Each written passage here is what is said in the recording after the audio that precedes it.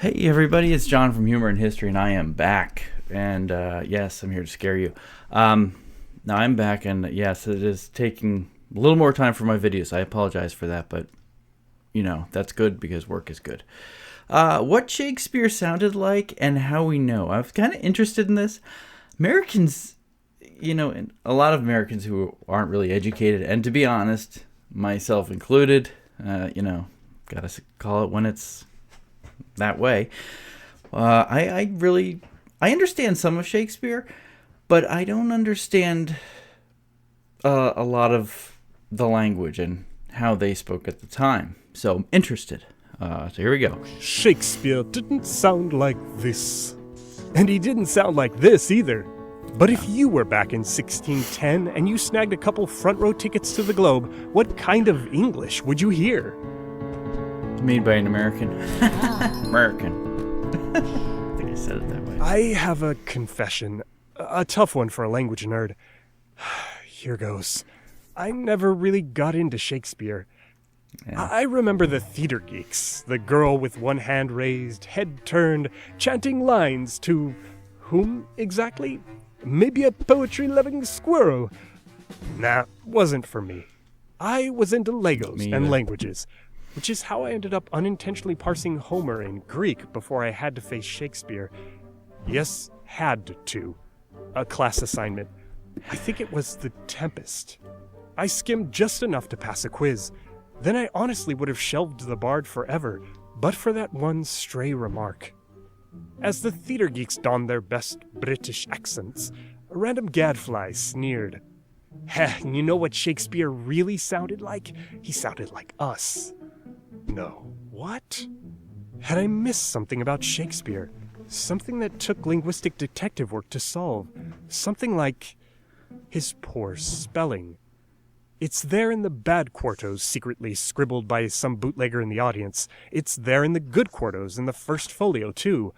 Even on his own grave, Dig and Friend look almost childish. And his stacked they and that keep a simplified Germanic letter, Thorn.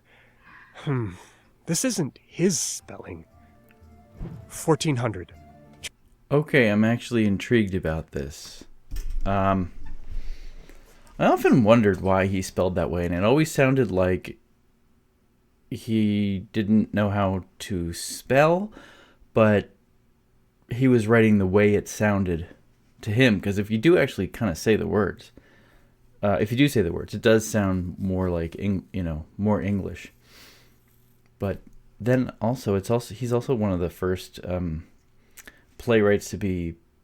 I think this is around the Gutenberg press, so works were passed out, so it becomes readily available in terms of the way it sounds, the way people read it, and then speak it.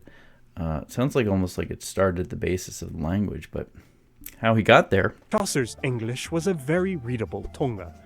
So readable that 75 years later, Mr. Caxton imported a printing press to cash in on that readability. But one day, a merchant came to town and ordered eggs. A woman said, "Sorry, I speak no French." The merchant got mad. He wasn't speaking French, he just wanted some eggs. Someone jumped in to help. "Oh, he means iron." Caxton griped. "Lo, what should a man in these days no rate? Eggs or iron?" Unleash the spelling debates.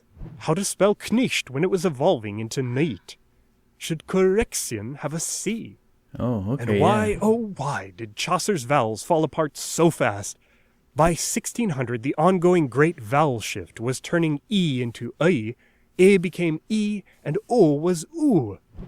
Welcome to early modern English. Okay. Shakespeare's tongue.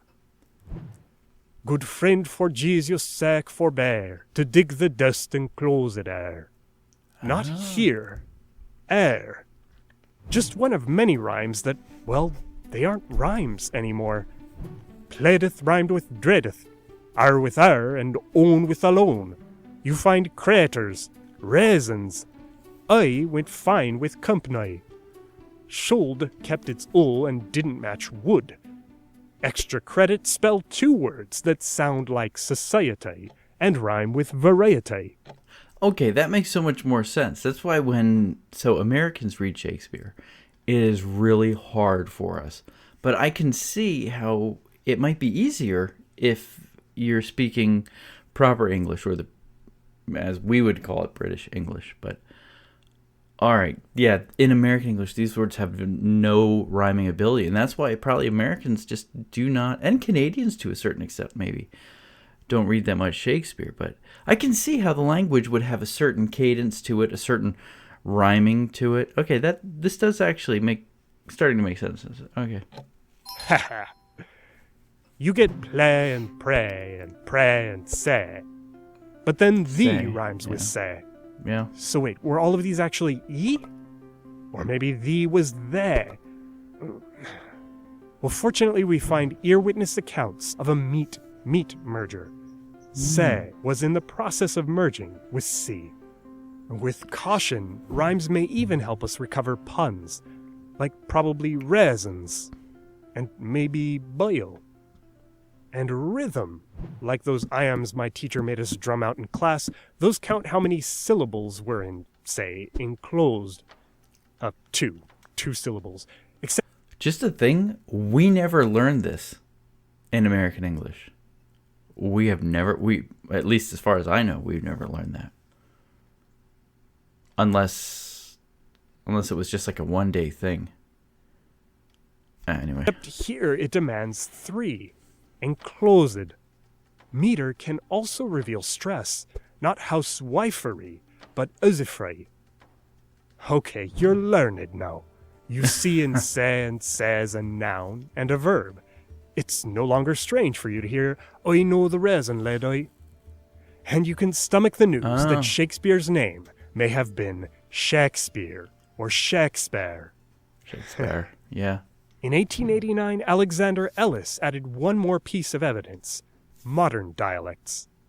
Dialects contain traces of a time before English had a proper accent. People who still don't merge meat with met, witches that aren't witches, undropped R's, H'less arts, and gerund endings. Sounds downright Shakespearean. Like some dialects still do, he used both thou and polite you. Thou hast, thou'rt, you have, you're. And that third person ith, like in sheath, was still competing with us. My God. And while data crunchers deflate legends of his peerless vocabulary, he was endlessly inventive with meaning and syntax. So I know that the Oxford English Dictionary, when the words started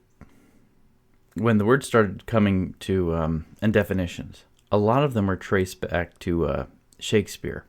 So I know that he had a huge hand in, I don't want to say universalizing English across the Isles. Well, maybe that's okay to say. It's sort of a baseless thing that I'm thinking happened. It's a theory. It's a hypothesis of mine. Maybe you guys can confirm that, but it is very interesting the way that.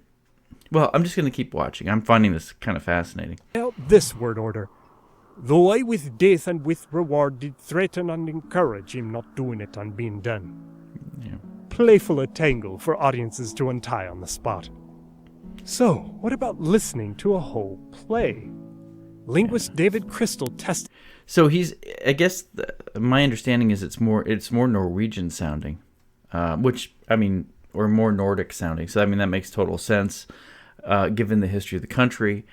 And then I can see these bridges from like Nordic, like a Nordic English to more modern English. I'm seeing this. Okay. That in a newly reconstructed globe. Thrown back into an era of standing, heckling, and OP, original pronunciation, playgoers detected suspicious traces of one particular dialect. Their own. There's something universal about learning to pronounce. We all come as strangers to Shakespeare's sounds, whether you're a theater geek who quotes Hamlet by heart, or you're me who am about to finish animating this and read it for the very first time. I thank you patrons for unlocking this. Okay, I don't know that the video was helpful to me. other than I understand the concept. And I would have to maybe read a little bit more about pre-Shakespeare, Shakespeare, and then post-Shakespeare. Because it does sound like he was sort of we would call it like a watershed moment in English history. So meaning like, there is a number of different ways of speaking English.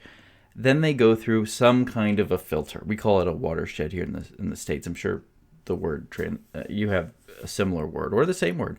And then it sort of comes out post-Shakespeare as newer, more modern language. And of course, it's written versus spoken.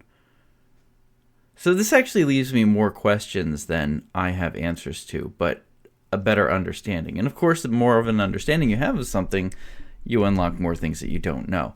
This is an interesting video. What do you think about this? Do you have the same conclusion I do, or do you just think that maybe you think that I'm an idiot? Either way is okay. Just keep the comments kind. Not kind, just not hateful. I'll talk to you guys later.